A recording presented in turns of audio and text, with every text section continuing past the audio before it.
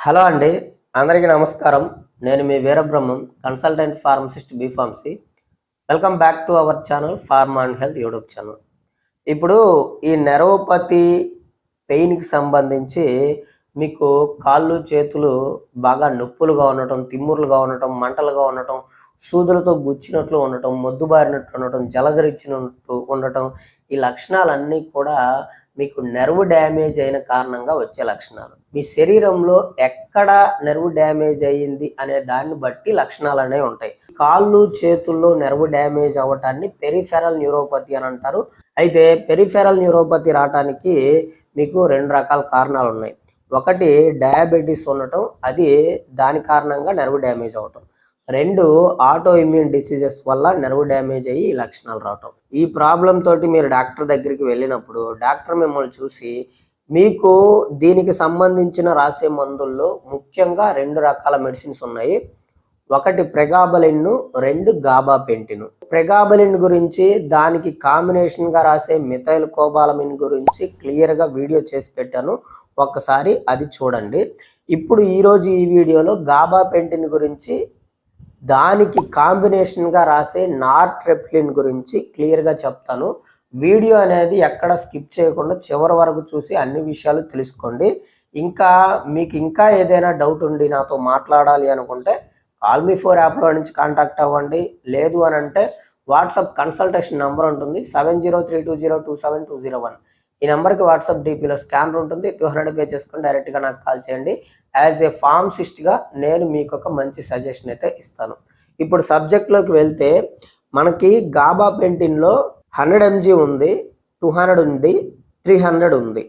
And ఒకవేళ ఈ గాబాపెంటిన్ వల్ల మీకు ఈ లక్షణాలు అనేవి తగ్గలేదు అని అంటే కొంతమంది డాక్టర్స్ ఏం చేస్తారు అంటే ఈ గాబాపెంటిన్కి కాంబినేషన్లో ఈ నార్ట్రెప్లిన్ అనేది కూడా యాడ్ చేసి ఇస్తారు. సో అది ఎందుకు యాడ్ చేస్తారు అని అంటే అది మీకు కొంచెం బాగా స్లీప్ వస్తుంది, అదే నిద్ర పడుతుంది. దాని కారణంగా ఈ లక్షణాలు తగ్గే అవకాశం ఉంది అన్నట్టు అవి రాస్తారన్నట్టు. ఈ గాబాపెంటిన్ అనేది ఈ లక్షణాలని ఏ విధంగా తగ్గిస్తుంది? ఒకవేళ ఈ గాబాపెంటిన్ దాంతో కలిపిన నార్ట్రెప్లిన్ ఇవి వాడినప్పటికీ మీకు లక్షణాలు తగ్గకపోతే అలాగే కంటిన్యూగా అవుతూ ఉంటే ఏం చేయాలి అనేది నేను మీకు చెప్తాను. గాబాపెంటిన్ మీకు ఈ లక్షణాలను ఏ విధంగా తగ్గిస్తుంది? కంప్లీట్గా తగ్గిస్తుందా, లేదు అని అంటే అప్పటికి తగ్గిస్తుందా అంటే గాబాపెంటిన్ ఏం చేస్తుంది అని అంటే న్యూరాన్స్ నుంచి ఆ లక్షణాలను కలిగించే న్యూరో ట్రాన్స్మిటర్స్ ఏవైతే ఉన్నాయో వాటిని తగ్గిస్తుంది, ఆఫ్ చేస్తుంది అనమాట. అవి ఆఫ్ చేయటం మూలంగా మీకు అక్కడ లక్షణాలు అనేవి తగ్గిపోతాయి. ఆ నెర్వోపతి పెయిన్కి సంబంధించిన లక్షణాలు అనేవి తగ్గిపోతాయి. కానీ ఇక్కడ ఒక్క విషయం గుర్తుపెట్టుకోండి, నెర్వోపతి పెయిన్ లక్షణాలు ఎందుకు వస్తాయి? నెర్వ్ డ్యామేజ్ అయిన కారణంగా వస్తాయి. కానీ ఈ గాబాపెంటిన్ ఏం చేస్తుంది? ఆ లక్షణాలను కలిగించే న్యూరో ట్రాన్స్మిటర్ని ఆఫ్ చేసి దాన్ని ఆపుతుంది, కానీ నెర్వ్ డ్యామేజ్ని ఇక్కడ రిపేర్ చేయలేకపోతుంది. అది ఒక విషయం గుర్తుపెట్టుకోండి. సో కాబట్టి మీకు ఈ గాబాపెంటిన్ ఏదైతే ఉందో అది రూట్ కాస్ని తగ్గించలేదు, లక్షణాలను మాత్రమే తగ్గిస్తుంది అనేది మాత్రం నిజం. అయితే ఈ గాబాపెంటిన్తో పాటు చాలామంది నార్ట్రెప్లిన్ కూడా రాస్తారు. అలాంటప్పుడు మీకు కొన్ని రకాల సైడ్ ఎఫెక్ట్స్ అనేవి చాలామంది ఫేస్ చేస్తున్నారు. అవేంటి అని అంటే గాబాపెంటిన్తో పాటు నార్ట్రెప్లిన్ వేసినప్పుడు మీకు డే అంతా కూడా బాగా నిద్ర మత్తుగా ఉన్నట్టు, మగతగా ఉన్నట్టు, డిజినెస్గా ఉన్నట్టు, టైర్డ్గా ఉన్నట్టు, నీరసంగా ఉన్నట్టు ఇలాంటి లక్షణాలు అనేవి కనబడతాయి. ఇవి కనుక ఎక్కువ రోజులు యూజ్ చేశారు అని అంటే వెయిట్ గెయిన్ అవ్వటము, ఇంకా ఎక్కువ రోజులు కనుక యూజ్ చేశారు అంటే సెక్స్కి సంబంధించిన ప్రాబ్లమ్స్ కూడా రావటం, అంటే లో లిబిడో రావడం, అంటే కోరికలు తగ్గిపోవడము, ఎరెక్టల్ డిస్ఫంక్షన్ కంప్లైంట్లు రావటము, ఇలాంటి ప్రాబ్లమ్స్ అనేవి వస్తాయి. మరి ఈ మందులు వాడినప్పటికీ చాలామంది తగ్గలేదు అని చెప్పేసి కంప్లైంట్ చేస్తున్నారు. దానికి ఆల్టర్నేటివ్ ఏంటి అని చెప్పేసి అడుగుతున్నారు. నిన్న 52 సంవత్సరాల ఒక పెద్ద ఆయన నాకు కాల్ చేశాడు. సార్, నేను పెరిఫెరల్ న్యూరోపతికి సంబంధించి ఈ ప్రెగాబలిన్, ఈ గాబాపెంటిన్ ఇవన్నీ చాలా రోజులు వాడాను. నాకైతే జస్ట్ అలా రిలీఫ్ అనిపిస్తుంది, కానీ తగ్గడం లేదు, మళ్ళీ వచ్చేస్తున్నాయి. నేనైతే ఈ డాక్టర్స్ ఎంత చెప్పినా కానీ అవే యూజ్ చేసుకోమని చెప్తున్నారు. దేవుణ్ణి కూడా బాగా నమ్ముతాను. దేవుడు కూడా నన్ను కాపాడలేకపోతున్నాడు అని చెప్పేసి అని అడిగాడు అనమాట. సో అప్పుడు నాకు ఒక విషయం గుర్తొచ్చింది. నేను చిన్నయినప్పుడు ఒక చాణక్యుని కథ చదివాను అనమాట. ఆ కథ ఇప్పుడు నేను మీకు చెప్పడానికి కారణం ఏంటంటే, ఆ కథకి దీనికి చాలా సంబంధం ఉంది కాబట్టి చెప్తున్నాను. ఒక నది పక్కన ఒక ఊరు ఉంటుంది. ఆ ఊర్లో ఒక గుడి ఉంటుంది. గుడిలో పూజారి ఉంటాడు కదా ఇంకా. సో ఈ ఊరి జనం అందరూ ఏం చేస్తారంటే రోజు గుడికి వెళ్ళడం, గుడికి పూజలు చేయించుకోవడము, గుడి బాగా చూసుకుంటారు. అండ్ దేవుడి పట్ల బాగా గౌరవంగా ఉంటారు. బాగా దేవుణ్ణి నమ్ముతారన్నట్టు. అయితే అలా జరుగుతా ఉంటుంది. కొన్ని సంవత్సరాలకి ఆ ఊరికి పెద్ద వరద వస్తుంది. అంటే బాగా వర్షం పడి నదిలో నీళ్లు వస్తా ఉంటాయి. వర్షం అలాగే పడతా ఉంటుంది. సో అయితే వర్షం ఎంతకీ తగ్గకపోవడంతోటి ఆ వర్షపు నీళ్లు ఊర్లోకి వస్తా ఉంటాయన్నమాట.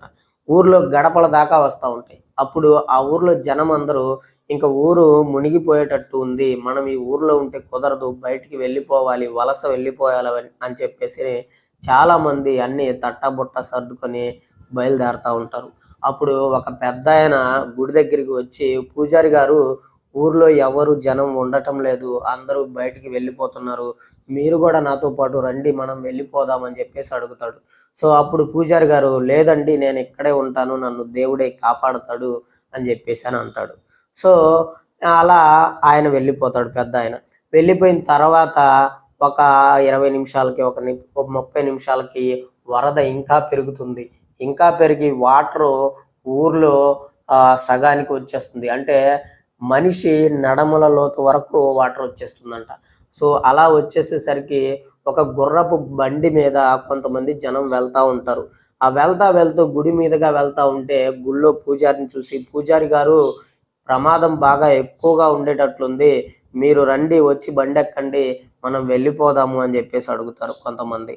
లేదండి, నేను దేవుణ్ణే నమ్ముకున్నాను. నన్ను దేవుడే కాపాడుతాడు. నేను గుడి దాటి ఎక్కడికి రాను అని చెప్పేసి గుడిలో పైన మెట్ల మీద కూర్చొని ఉంటాడంట. సో ఇంకా కాసేపటి తర్వాత ఇంకా వాటర్ ఫ్లో ఇంకా బాగా పెరుగుతుంది. ఇంకా బాగా పెరిగి ఇక్కడ వరకు గొంతుకు వరకు వాటర్ వస్తా ఉంటుందంట. సో ఆ టైంలో ఒక పడవ మీద చాలామంది జనము అటువైపుగా వెళ్తూ, పూజారి గారు ఇంకా ఏంటి మీరు వచ్చేయండి, చాలా ప్రమాదంగా ఉంది, మునిగిపోతారు అని చెప్పి అంటే, లేదు నేను రాను, నన్ను దేవుడే కాపాడుతాడు అని చెప్పేసి వాళ్ళని వెళ్ళిపోమ్మంటాడు. ఆ పడవ కూడా వెళ్ళిపోతుంది. వెళ్ళిపోయిన తర్వాత గొంతుకు వరకు వాటర్ వచ్చేసాయి కదా, ఆయనకి ఏమీ అర్థం కాక భయం ఎక్కువైపోయి బాగా చలికి వణుకుతూ చిన్నగా పైకెక్కి గోపురం మీద కూర్చొని అప్పుడు దేవుడితోటి అడుగుతా ఉంటాడంట, అరుస్తూ ఉంటాడంట. ఏంటి స్వామి, నేను నేను నేను రోజు మీకు శ్రద్ధగా పూజలు చేస్తున్నాను, నిన్నే నమ్ముకున్నాను, మరి నువ్వు ఎక్కడున్నావు? వరద వచ్చి నేను మునిగిపోతున్నాను అని చెప్పేసి గట్టిగా అరుస్తాడంట. అప్పుడు దేవుడు ప్రత్యక్షమయ్యి, ఒరి మూర్ఖుడా, నేను నీ కోసం ఒక మనిషిని పంపించాను, ఒక బండిని పంపించాను, ఒక పడవని కూడా పంపించాను. నువ్వు నన్ను గుర్తుపట్టకపోతే నాదా తప్పు అని అడుగుతాడంట. సో అప్పుడు పూజారికి అర్థమైపోతుంది, సీన్ అంతా అర్థమైపోతుంది. అర్రే నేను తప్పు చేశానే అని అనుకొని తర్వాత ఇంకా చెప్పగానే దేవుడు మాయమైపోతాడు. ఆ తర్వాత 10 నిమిషాలకి ఇంకొక పడవ వస్తుందంట. దాంట్లో ఎక్కి వెళ్ళిపోతాడు. సో ఈ కథ ఎందుకు చెప్పాను అనంటే, మీకు ఒక క్రానిక్ డిసార్డర్ వచ్చినప్పుడు అలోపతి మందులే పనిచేయాలని రూల్ లేదు. మీరు అలోపతి డాక్టర్ గారి దగ్గరికి వెళ్ళినప్పుడు అక్కడ అలోపతిలో ఏ మందులైతే ఉన్నాయో అవే రాస్తారు. తప్పు డాక్టర్ది కాదే. ఇంకా ఆల్టర్నేటివ్ ఏమున్నాయి అనేది మీరు తెలుసుకోవాలి. అది దేవుడు మీకు ఇచ్చిన ఆప్షన్ అన్నమాట. అది మీరు తెలుసుకోవాలి. ఇప్పుడు ప్రెగాబలిన్, గాబాపెంటిన్ పని చేయలేదు అని అంటే నెర్వ్ రిపేర్ అవ్వటానికి మనకి మార్కెట్లో చాలా రకాల సప్లిమెంట్స్ ఉన్నాయి. వాటిల్లో ముఖ్యంగా బెన్ఫోథైమిన్ ఒకటి బాగా పనిచేస్తుంది. ఆల్ఫా లైపోయిక్ యాసిడ్ బాగా పనిచేస్తుంది. అండ్ మీకు B12 తగ్గితే దానివల్ల కూడా మీకు ప్రాబ్లం ఉంటుంది కదా, అది దానికి ఎఫెక్ట్ కూడా ఉంటుంది కదా. అప్పుడు మిథైల్ కోబాలమిన్ కూడా బాగా పనిచేస్తుంది. సో ఇవన్నీ ఏమీ పని చేయలేదు అనుకోండి మీకు, అప్పుడు మీకు ఆల్ఫా లైపోయిక్ యాసిడ్ అని ఉంటుంది. ఆల్ఫా లైపోయిక్ యాసిడ్ అదైనా యూజ్ అవుద్ది. ఇక్కడ ఒక్క విషయం గుర్తుపెట్టుకోండి, ఈ ప్రెగాబలిన్, గాబాపెంటిన్ వల్ల తగ్గని వాళ్ళు, అస్సలు తగ్గని వాళ్ళు ఉన్నారా? లేరు కదా. కొంతమందికి అవి పనిచేస్తున్నాయి కదా. కొంతమందికి అవి పని చేయట్లేదు అంటే మీ బాడీ దానికి రెస్పాండ్ అవ్వలేదు అని అర్థం. ఆల్టర్నేటివ్ మార్గం మీరు ఎతుక్కోండి అని అర్థం. కొంతమందికి ఈ methylcobalamin, alpha lipoic acid, benfotiamine use అవుతాయి. కొంతమందికి అవి కూడా యూజ్ అవ్వవు. కొంతమందికి లైపోయిక్ యాసిడ్ బాగా యూజ్ అవుతుంది. కొంతమందికి ఆయుర్వేదిక్ మెడిసిన్ యూజ్ అవుతుంది. కొంతమందికి హోమియోపతి యూజ్ అవుతుంది. కొంతమందికి నేచురోపతి యూజ్ అవుతుంది.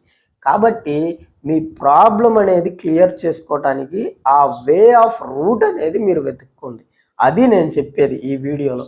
సో మీరు డాక్టర్స్ని నిందించడం, దేవుడిని నిందించడం అనేది కరెక్ట్ కాదు. మీకు సొల్యూషన్ అనేది ఈ క్రానిక్ డిసీజెస్ ఏవైతే ఉన్నాయో వాటికి సొల్యూషన్ అనేది మీ దగ్గరే ఉంటుంది. సో మీరు సెర్చ్ చేయండి. సెర్చ్ చేస్తే అప్పుడు మీకు సొల్యూషన్ అనేది కనపడిద్ది. సో వీడియో నచ్చినట్టయితే ఖచ్చితంగా ఒక లైక్ చేయండి. అండ్ కొత్తగా కనుక మీరు మన ఛానల్ చూస్తున్నట్లయితే సబ్స్క్రైబ్ చేసుకొని పక్కనే ఉన్న బెల్ ఐకాన్ ప్రెస్ చేయండి. ఇంకేదైనా డౌట్ ఉంటే కాంటాక్ట్ చేయండి.